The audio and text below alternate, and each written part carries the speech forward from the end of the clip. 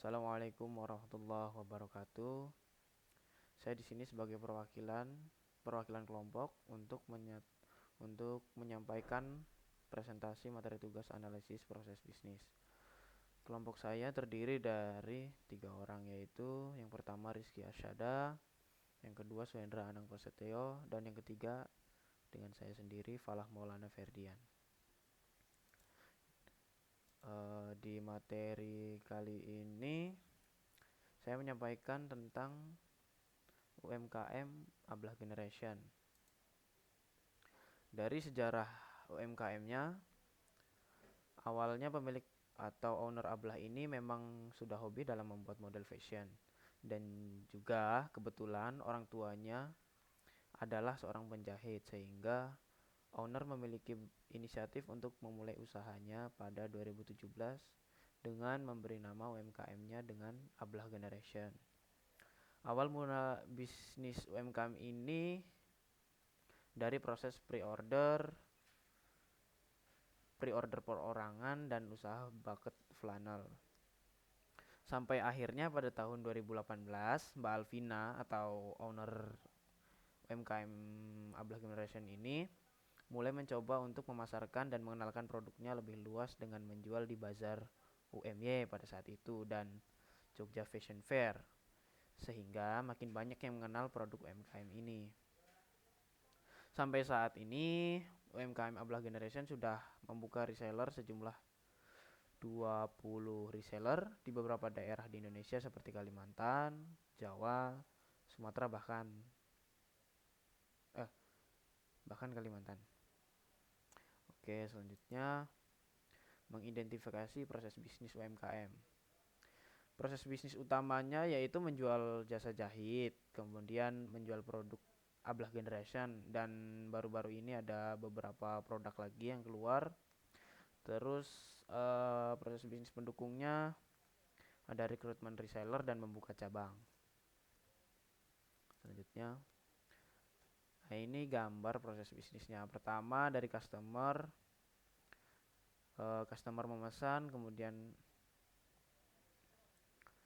konfirmasi barang oleh reseller, kemudian produsen produksi barang, kemudian barangnya didistribusikan ke reseller. Nah, konfirmasi barang ini mengecek ketersediaan barang, jumlah, dan sebagainya.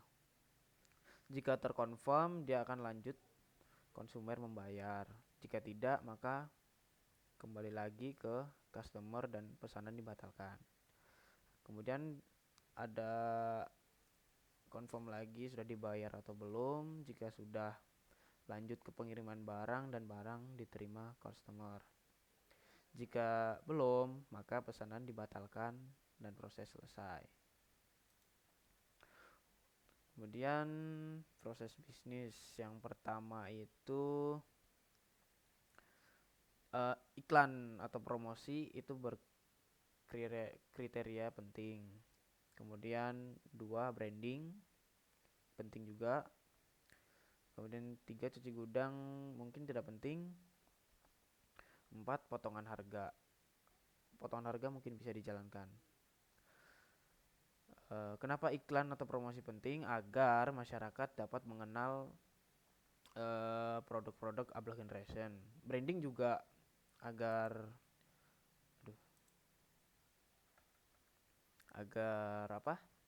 produknya itu ini loh produknya Ablah Generation gitu, bukan produk lain. Terus kalau cuci gudang tidak penting karena cuci gudang itu seperti barang kayak nggak laku gitu, makanya tidak penting dilakukan. Kalau potongan harga mungkin bisa dijalankan karena untuk menarik minat pelanggan seperti itu. Kemudian, nah permasalahannya di sini ada 2. Yang pertama, pencatatan data. Pada saat ada pembeli atau konsumen yang memesan produk, reseller pemula Ablah Generation biasanya masih kesulitan dalam pendataan pengeluaran atau pemasukan barang. Akibatnya dapat menyebabkan kurang lengkapnya data laporan dari reseller kepada produsen utama atau Mbak Vina. Kemudian yang kedua tentang pelayanan. Nah, reseller pemula ini kadang masih kesulitan dalam menghadapi pelanggan. Contohnya seperti pada saat ada pelanggan yang bertanya tentang hasil produksi atau kualitas dan sebagainya. Akibatnya reseller pemula cenderung kesulitan untuk memberikan jawaban yang memuaskan untuk pelanggan. Seperti itu. Untuk proses discovery-nya, yang pertama proses pencarian informasi. Dalam melakukan information gathering, kami melakukan wawancara dengan owner UMKM Ablak Interaction melalui platform Google Meet agar dapat menghemat waktu dan biaya. Setelah melakukan wawancara tersebut, kami mendapatkan kesimpulan bahwa setelah kami melakukan wawancara, kami dapat menyimpulkan bahwa owner tersebut merupakan buah karya dari beliau semenjak masih duduk di bangku SMA dan kini sudah semakin berkembang dan sudah memiliki beberapa reseller di berbagai tempat. Kemudian di proses analisis menggunakan itu ada dua, yaitu kualitatif dan kuantitatif. Yang pertama kualitatif, jenis pendekatan yang memperoleh datanya dari wawancara, melihat kondisi lapangan dan sebagainya. Yang kedua kuantitatif, pendekatan analisis yang lebih condong kepada kemampuan perhitungan data secara akurat. Nah, di sini kami mengambil metode yang kualitatif dikarenakan kami menggunakan wawancara untuk mendapatkan informasi UMKM tersebut. Kemudian proses redesign. Yang pertama metode 7IF, yaitu menurut Sugiarto Hartono 2018 terdapat 10 fase pada kerangka kerja yang disebut 7FE yang diterapkan kepada semua BPM, yaitu Organization Strategy, proses arsitektur, launchpad, understand, innovative, develop, people, implement, realization, sustainable performance. Kemudian yang kedua metode heuristik. Metode ini merupakan metode yang menggunakan daftar pasti agar dapat menentukan perbaikan yang berpotensial lebih baik terhadap proses bisnis yang ada. Dalam metode ini ada empat yang harus diperhatikan, yaitu waktu, biaya, kualitas, dan fleksibilitas. Kemudian ini proses redesign menggunakan transformational method. Yang pertama itu BPR atau kepanjangan dari Business Process Engineering, merupakan sebuah upaya peningkatan produktivitas tanpa menambah beban operasional. Tujuannya adalah meningkatkan angka produktivitas, mempersingkat siklus waktu kerja, dan memperbaiki kualitas hasil. Kemudian BPR relevan dengan productivity, time, and quality.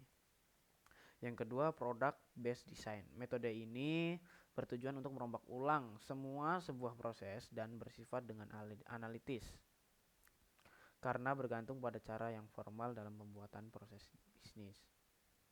Kemudian metode yang diambil adalah dalam kasus ini kami menggunakan metode BPR, karena dengan BPR kami berupaya untuk meningkatkan kualitas dalam proses bisnis tersebut. Terus ada satu proses yang bisa diimplementasikan menggunakan secara otomatis setelah melihat adanya permasalahan tadi, yaitu pencatatan data. Caranya menggunakan aplikasi buku kas yang ada di Google Play Store maupun App Store. Harapannya adalah lebih memudahkan owner dan reseller dalam pencatatan data keluar masuk barang. Kira-kira seperti ini gambarannya. Jadi reseller laporan keluar masuk barang menggunakan platform buku kas, kemudian dilaporkan ke produsen, seperti itu. Oke, terima kasih. Sekian pemaparan presentasi dari saya. Kurang dan lebihnya saya mohon maaf. Wabillahi taufiq wal hidayah. Wassalamualaikum warahmatullahi wabarakatuh.